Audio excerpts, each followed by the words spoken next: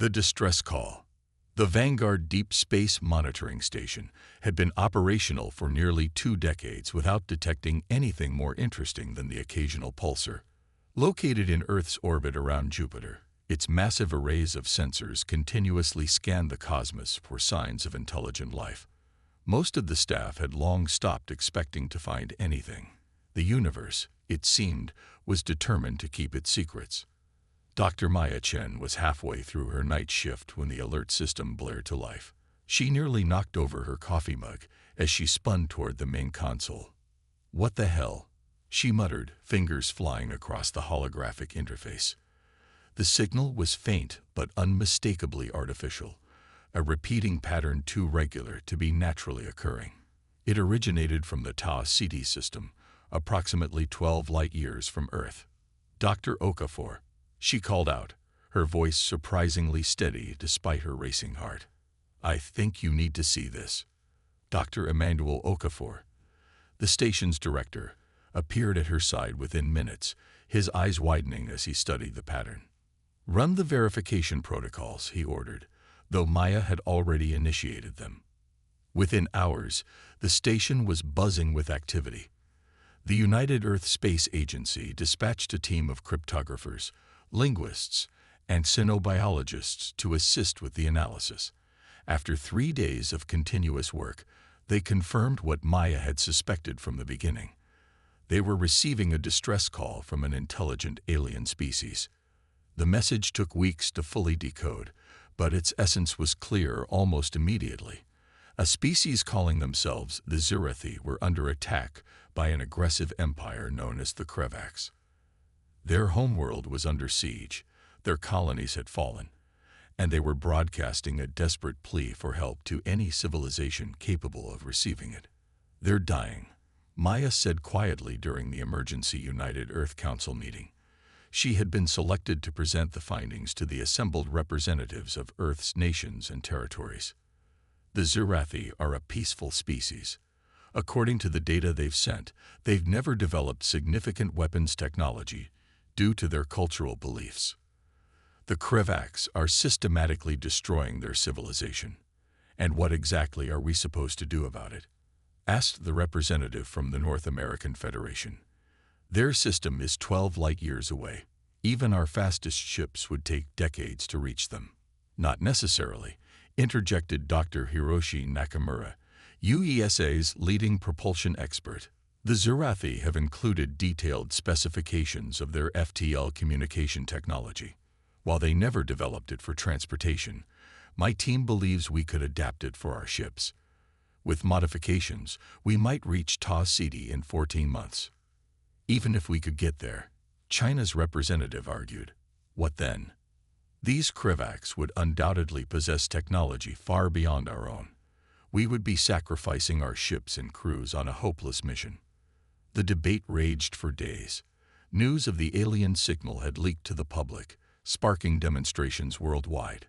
Some demanded immediate intervention, humanity's moral obligation to help a peaceful species facing extinction. Others protested against risking human lives for aliens who might themselves pose a future threat.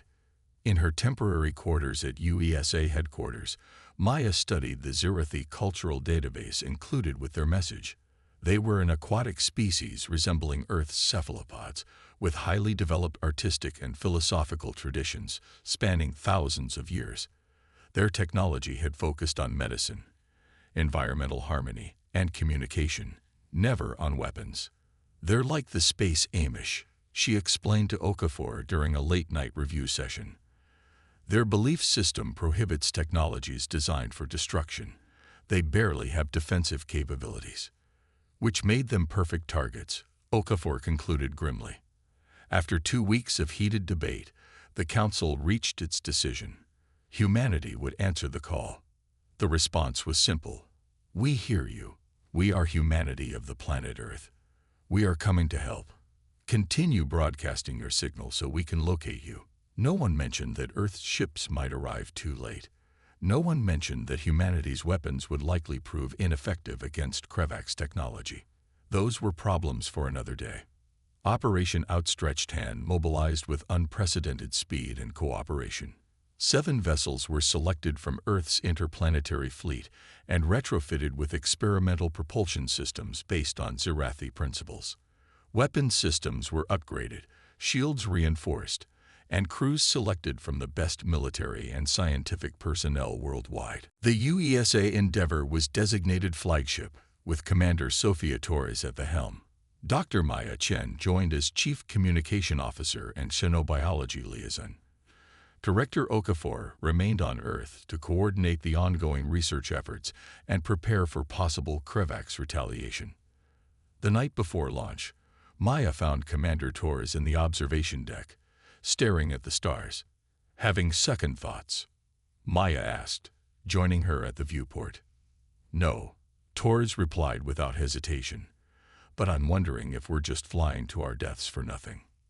Maya pulled up a holographic display of her notes on Zirathi culture. They have a saying: "The current that refuses to carry the drowning betrays the entire ocean." They believe failing to help when you can is a betrayal of life itself. Torres smiled slightly.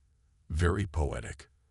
I'm more concerned with practical matters, like how we're going to face an enemy with vastly superior technology." "We humans have our own saying," Maya replied. "Necessity is the mother of invention. We've gotten pretty good at it over the centuries." The launch was televised worldwide. 7 ships representing humanity's first interstellar rescue mission accelerated away from Earth.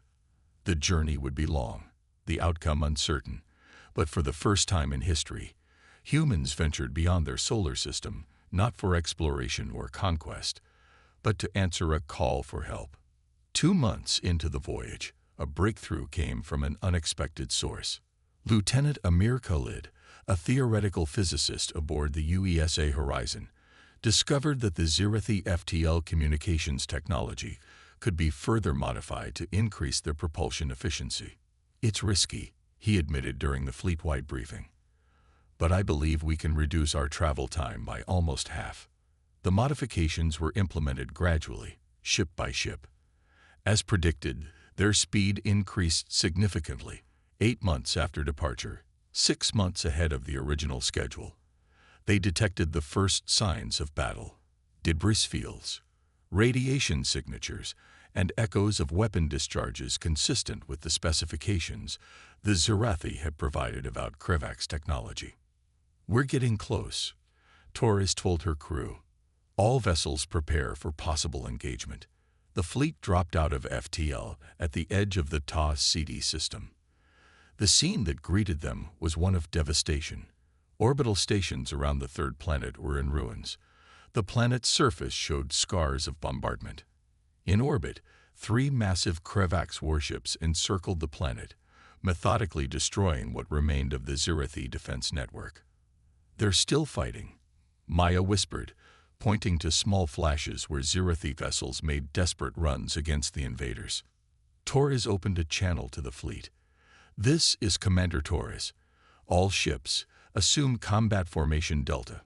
Prepare to engage on my mark." In the vast darkness of space, 7 human vessels, small and primitive compared to the Krevax warships, moved into position to defend a species they had never met. "We came to help," Torres broadcast on the frequency the Zirathi had provided. "Tell us where you need us." The response was immediate, a burst of what could only be interpreted as shock and gratitude in the Zirathi language. "You came," the translation finally rendered. "You actually came." As the Endeavour led the human fleet toward the embattled planet, Torres allowed herself a grim smile. "Let's show these Krevax that they picked on the wrong star system."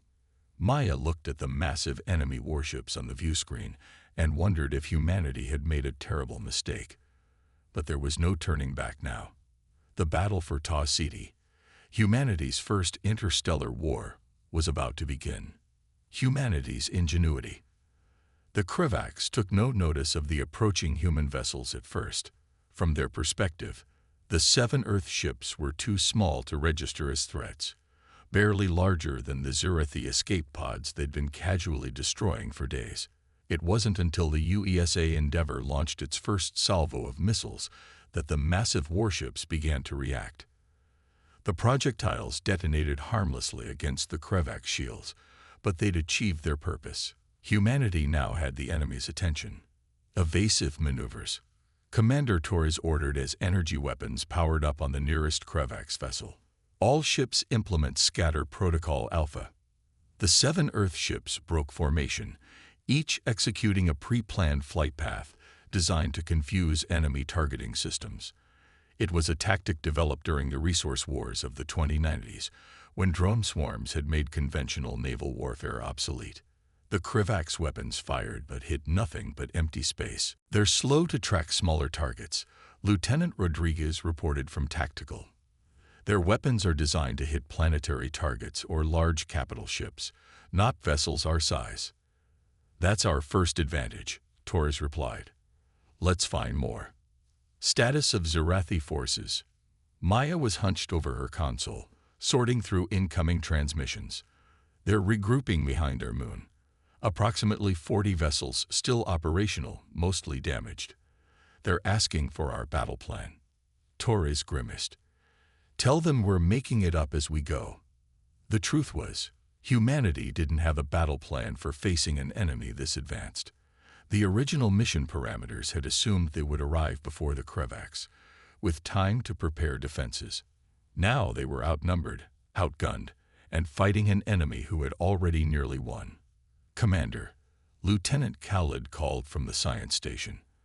I've been analyzing the Krevak's shield frequencies. There's something interesting here. Torres joined him at his console. What have you found? Their shields operate on a rotating frequency, but the pattern is predictable. If we time our weapons fire precisely, we might be able to penetrate their defenses during the microsecond transition between frequencies. Can we coordinate that level of precision across all ships? Khalid nodded. I believe so, but we'd need to synchronize with the Zerathi as well. More points of attack means more chances to exploit the vulnerability. Torres didn't hesitate. Make it happen. Maya, explain the plan to the Zerathi. We need their remaining fleet to coordinate with us. As Maya established communication with the alien fleet, another officer approached Torres with a different observation.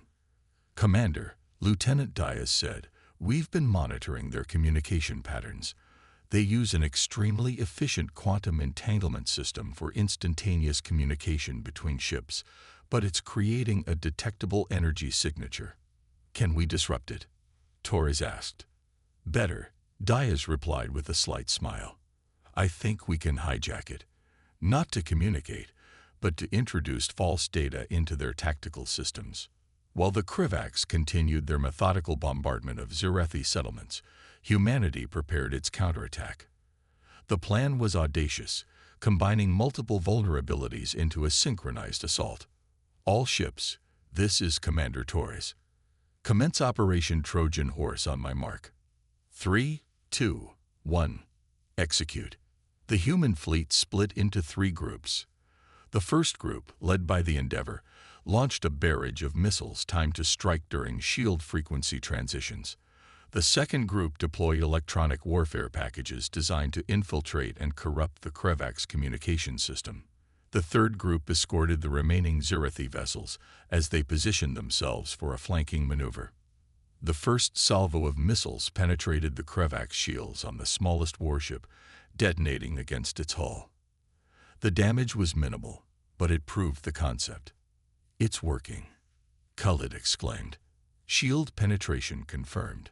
Simultaneously, Diaz's team activated their electronic warfare suite.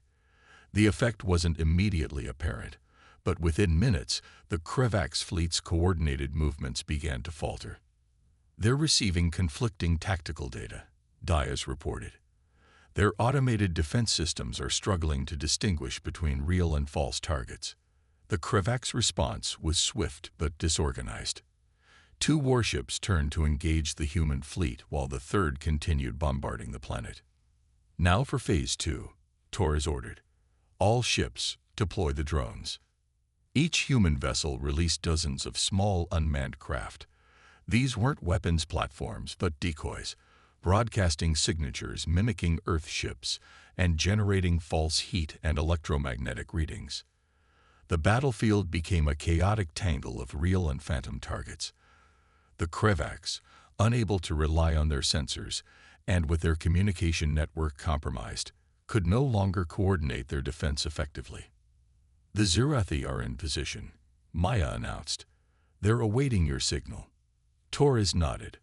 "Tell them to execute their attack run now." The Zirathi vessels, following a plan conceived by human tacticians, approached the Krevaks warships from below their plane of orbit, a blind spot in their sensor coverage.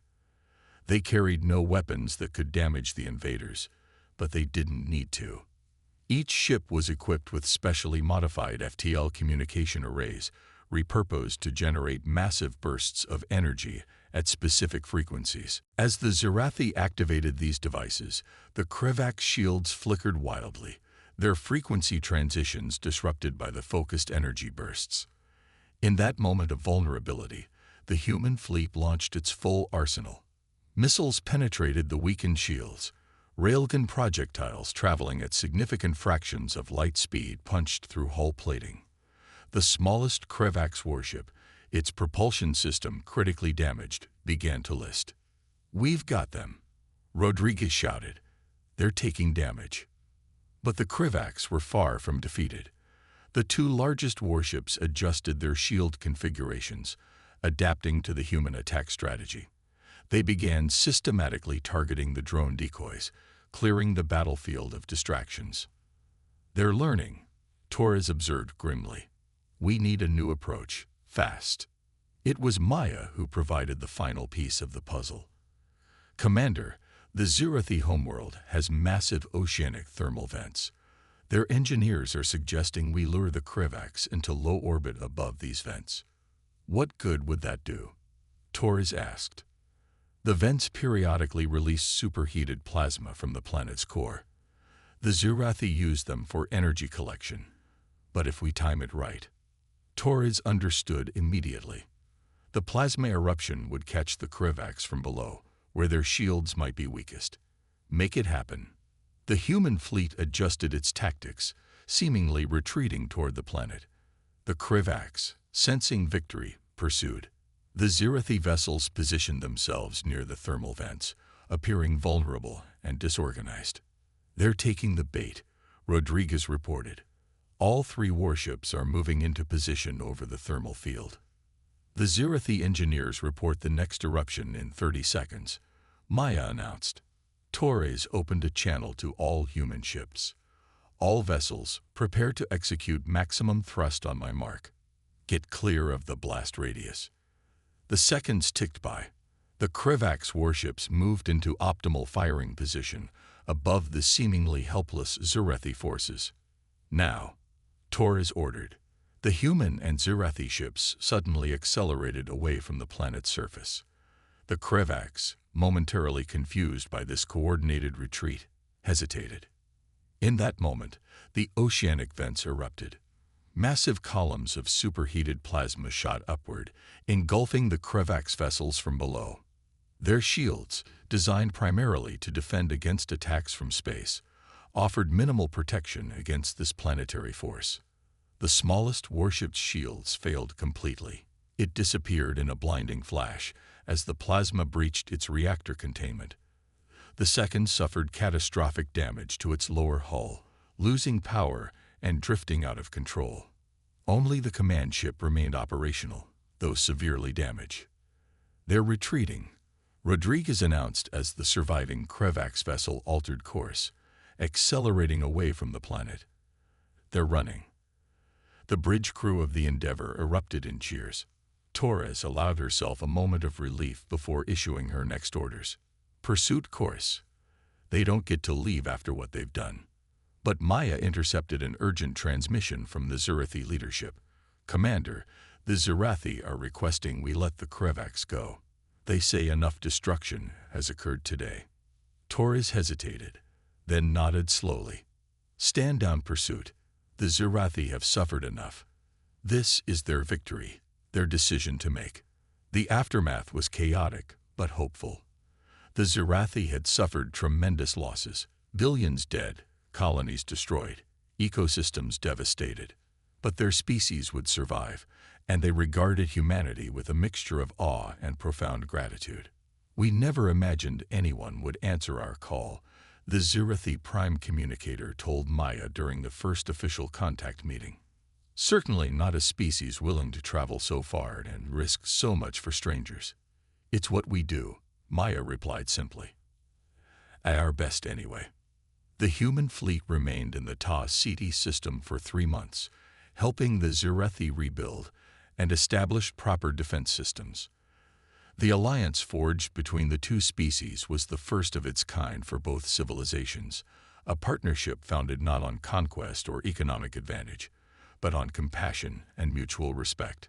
When the Earthships finally departed for home, they carried with them gifts of Zirathi technology and culture, but more importantly, a new understanding of humanity's place in the galaxy. In her final log entry before the fleet jumped to FTL for the journey home, Commander Torres recorded, "We came to Ta Ceti expecting to find a civilization to save.